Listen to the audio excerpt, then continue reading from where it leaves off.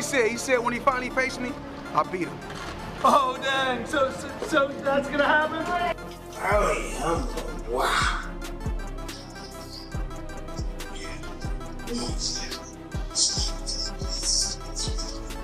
Wow.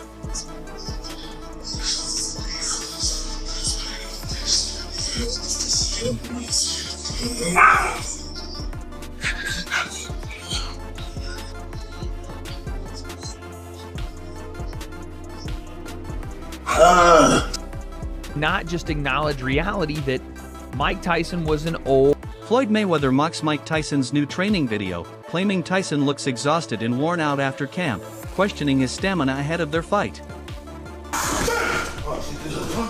What? Oh, that's good.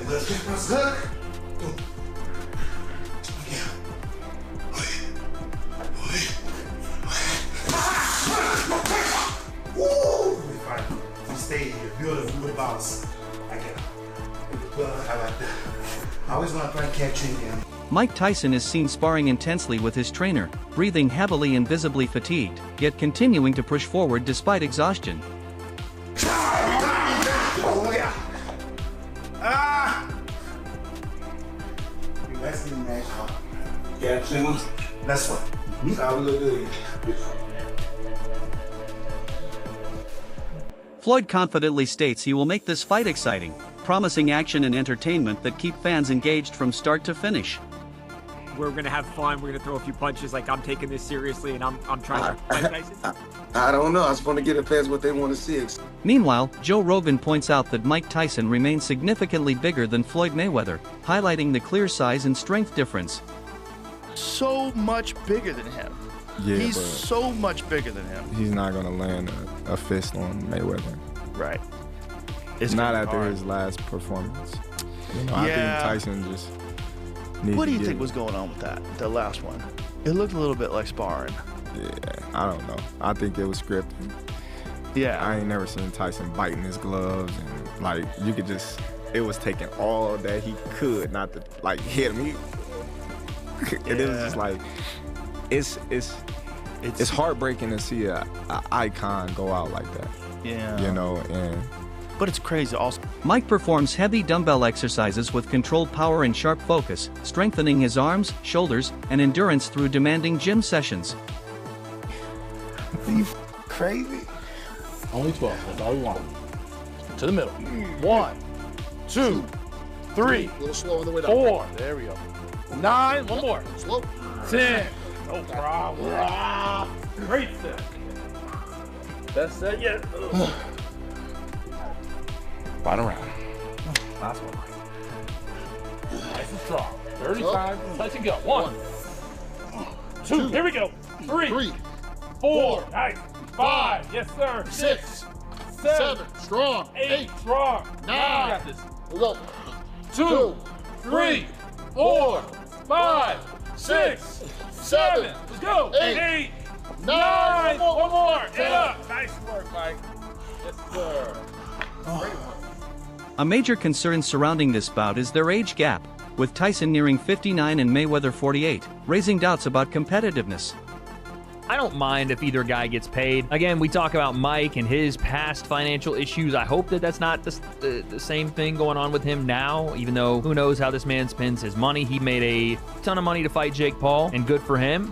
His name value carried that fight, and it did a crazy number. I'm sure he'll make a crazy number here, but Floyd Mayweather is the one that seems like he needs the money more right now. Our guy, Andreas Hale, wrote a story that is kind of went somewhat viral. That's crazy, the laugh faces. Although Floyd Mayweather Jr. made hundreds of millions of dollars from his professional boxing career and topped the Forbes list as the highest paid athlete from 2012 to 2014, the boxer is said to have been shortchanged and filed a multi-million-dollar lawsuit against Showtime. The lawsuit filed Tuesday, and obtained by ESPN seeks to recover hundreds of millions of dollars, misappropriated funds, and damages resulting from a long-running and elaborate scheme of financial fraud, breaches in fiduciary duty, and conspiracy orchestrated by Floyd J. Mayweather's former manager and advisor, Al. Polly Mullen AG says Mike Tyson consistently earns huge money because his name alone draws attention, making any fight highly profitable worldwide.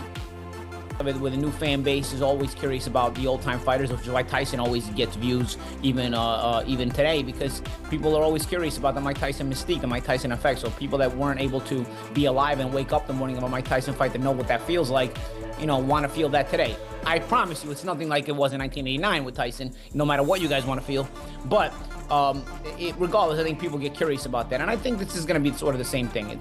There's nothing that's going to match the Mayweather-Pacquiao era of that time where they were flying and people wanted to see that fight. This is not going to be that feeling on the morning of. But like the champ said, on the morning of, whether you like it or whether you don't like it, I think you're gonna end up, ordering that pay-per-view or watching on Netflix, whatever. Wade Plemons offers a blunt assessment of the upcoming Mike Tyson vs. Floyd Mayweather exhibition, emphasizing how past performances highlight the limitations of Mike Tyson at this stage of his career.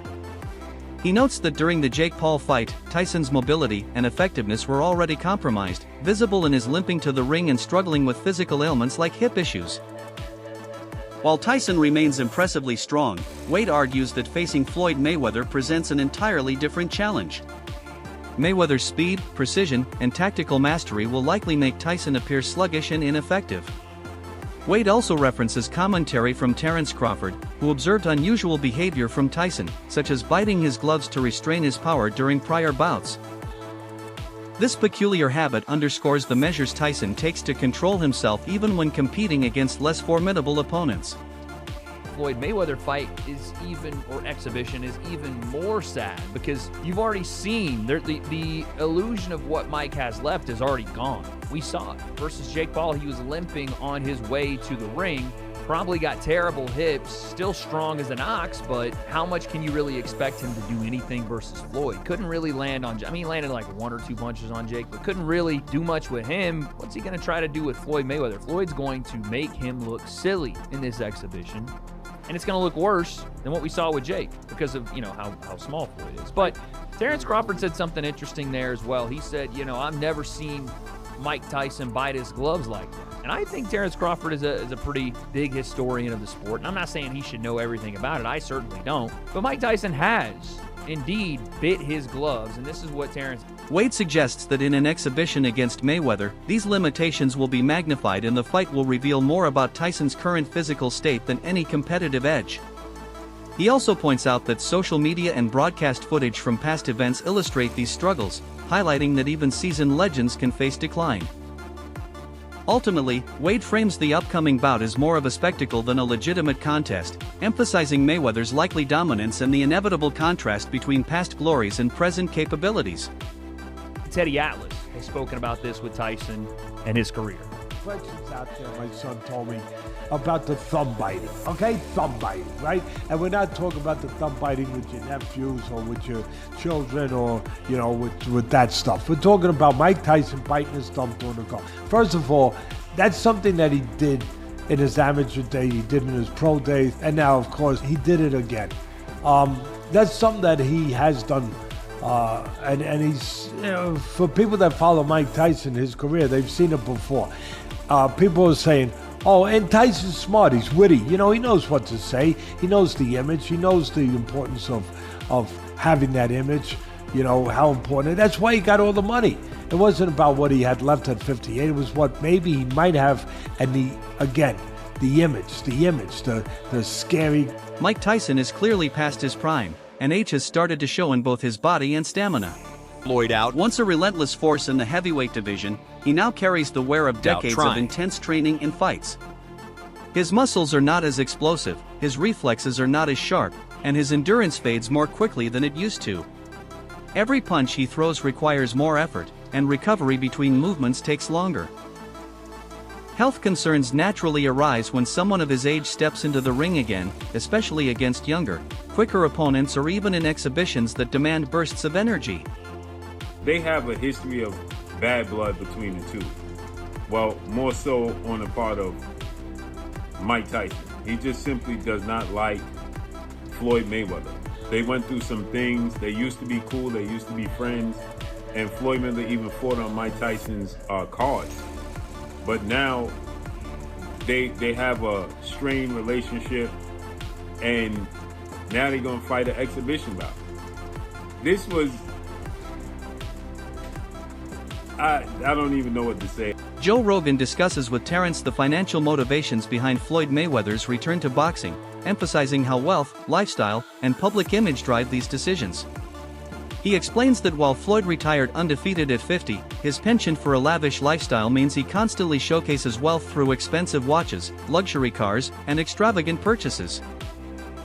Rogan notes that maintaining such a public display of affluence quickly depletes funds, with high-end cars costing millions and diamond-encrusted watches reaching staggering prices.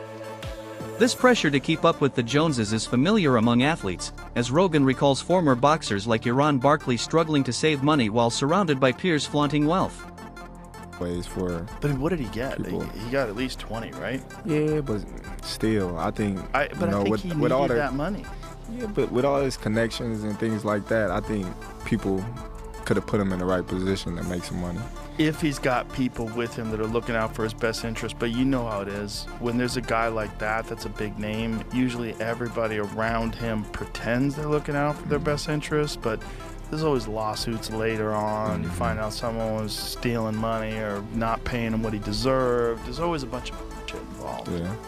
You know, unfortunately, especially if you're not business-minded, which I don't know if Mike is, but most fighters aren't. Most fighters concentrate on fighting.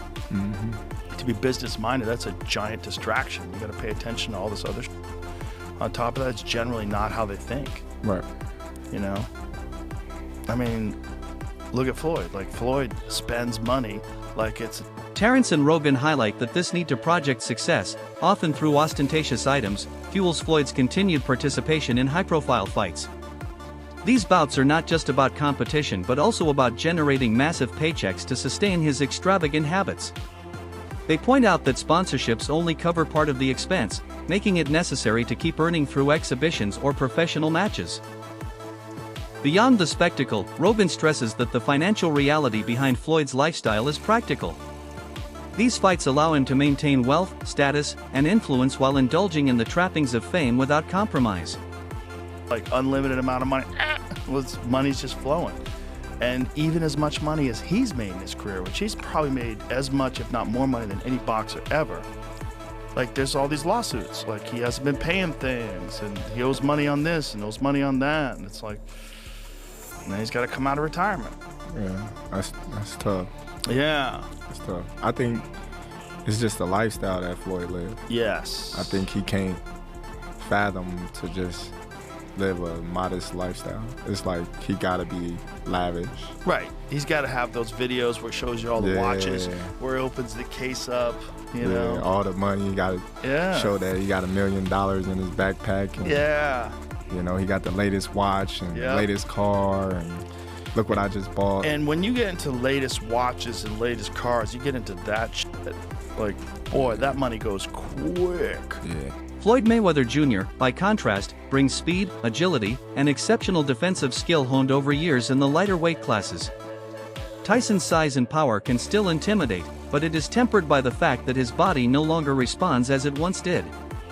The difference in their physical condition creates a unique matchup where raw strength meets refined technique. But with Tyson, the worry is not just about performance. It is about his well-being. Fans and analysts alike question whether the risks outweigh the spectacle given the potential strain on an aging body. This fight is as much a test of endurance as it is of skill.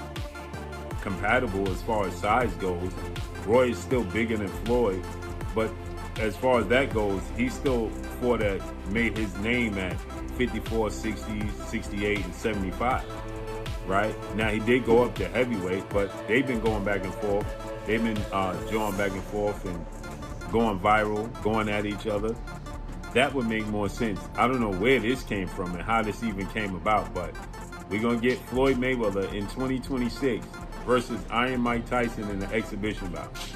Two legends, they're going to get their money. I guess Netflix is just looking to put out big money. I'm hearing that it's going to be on Netflix, right? It's going to be interesting to see how this unfolds and plays out. But this came out of nowhere. It's just bizarre. I want to know the weight class. Early signs from Mike Tyson's past exhibition matches already highlighted how lucrative nostalgia bouts can be. The old-school appeal of seeing legendary fighters back in the ring draws massive attention and big paydays. Tyson reportedly took home around $20 million, a substantial sum for a single event, while his younger, faster opponent in that matchup reportedly earned nearly $40 million. These numbers show that the financial incentive for these exhibitions often outweighs the competitive stakes. Fans are drawn by memories and hype rather than pure skill, turning these matches into highly marketed spectacles. For fighters like Tyson and his opponents, it is less about testing abilities and more about maximizing earning potential while capturing the public's curiosity. Exhibition, F it. You might as well. I want to say this though. If you guys thought Mike Tyson was pulling punches against Jake Paul and that wasn't real, well, he ain't gonna pull no punches against Floyd. Like, that dude has shown that he hated. Remember his fake punch at Floyd? Floyd ain't moved though. Balls of iron. If Iron Mike Tyson thought he got balls of iron. Paulie Molinaggi points out that the Netflix approach changes the dynamic for fans. Unlike traditional pay-per-view, where viewers pay extra, Netflix lets people watch the fight as part of their subscription, making curiosity a bigger factor. Even casual fans may tune in just to see what happens. He notes that many late-stage or nostalgia fights start to feel more like circus acts than serious competition, though he does not mind as long as championship belts are not involved. Sometimes surprises happen, and a fighter performing well can re-enter the rankings or even contend in their weight class. Pacquiao remains relevant despite facing lesser opponents, and the same attention will follow Mayweather and Pacquiao because of their enduring profiles. These exhibitions draw interest regardless of competitive stakes, showing the power of reputation and curiosity in modern boxing. Mayweather taking on Mike Tyson, and then Supposed to be an exhibition. Yeah, and then Rocky IV. Hey, I know it well. I remember the towel. That was traumatizing for me as a kid. But the other side of it, of course, Ruslan Provatnikov, Manny Pacquiao. You fought two of those guys, right? You fought Ruslan Provatnikov, you fought Manny Pacquiao. One of the things that doesn't go away is Ruslan Provatnikov can crack. You talked about how heavy-handed he was. Is there anything that could happen in April that could, if not derail, diminish this? Provided nobody gets hurt, which we don't want to see. But this idea that, is there any way either guy could look so washed that we go, oh my God, this isn't worth watching? Could it diminish it at all? Absolutely. I don't think that's going to happen. The reason is because Ruslan was the third choice for this. Wilma Marquez was reached out to, Tim Bradley was reached out to, took the exhibition with Pacquiao. Those two turned it down. Then they asked Ruslan. Hey. Dan Rafael points out that unlike the massive 2015 fight that broke every imaginable record in pay-per-view sales and revenue, this upcoming exhibition is unlikely to match that level of financial impact. Back then, the fight generated huge excitement, and viewers were willing to pay top dollar just to see it live. This time, the approach is different. By streaming the fight on Netflix, fans get easy access without additional pay-per-view costs beyond their existing subscription. This method taps into convenience and broad exposure, similar to what was seen in events like Jake Paul versus Mike Tyson, where streaming platforms helped reach wider audiences. Probably in April, but in a different location. And it sets them up on the same time schedule where if they're going to do a rematch September 19th at the Sphere in Las Vegas. The fact that Netflix is doing it is not surprising at all. That's always been what they've been talking about doing. I think both fighters and everybody involved understands that it's one thing when everybody wanted to see the fight in 2015, you put it on pay-per-view and it's going to be a blockbuster, which it was. They charged $100 for the pay-per-view, the biggest price ever for a pay-per-view. And it set every conceivable record that you could think of in terms of gate, boxing, pay-per-view buys, overall revenue, the sponsorships, the merchandise. You pick a metric and it broke the record. That would not be the case now, 11 years down the road. Since they first fought in 2015. So they needed somebody to put up big money, and it really fits the profile of what Netflix is trying. The organization of the fight is a collaborative effort. Manny Pacquiao Promotions, Mayweather Promotions, and CSI Fight Sports are all involved, combining their experience and networks. CSI Fight Sports in particular has overseen many of Mayweather's other ventures, ensuring the event runs smoothly and efficiently. While the money may not reach the astronomical heights of the past, the focus on accessibility and modern streaming makes the event more about audience reach than record-breaking revenue. It reflects the changing landscape of boxing promotion, where exposure and convenience can be just as valuable as direct earnings. big events, and whatever you want to say about it, maybe not for guys like me or you who are involved in doing boxing related stuff on a daily basis, but for the regular person that's scrolling through Netflix to see what's on a weekend night, they're going to look and say, oh, Mayweather, Pacquiao, I know those guys. They're as famous as any boxers in the world. And if it doesn't cost me any extra money and I'm just paying my normal subscription, yeah, I'll check it out. And it's going to do big numbers. That's why Jake Paul versus Mike Tyson did the numbers it did. And that's why, you know, we saw them be interested in a fight like Jake Paul against Anthony Joshua and the other events that they have done.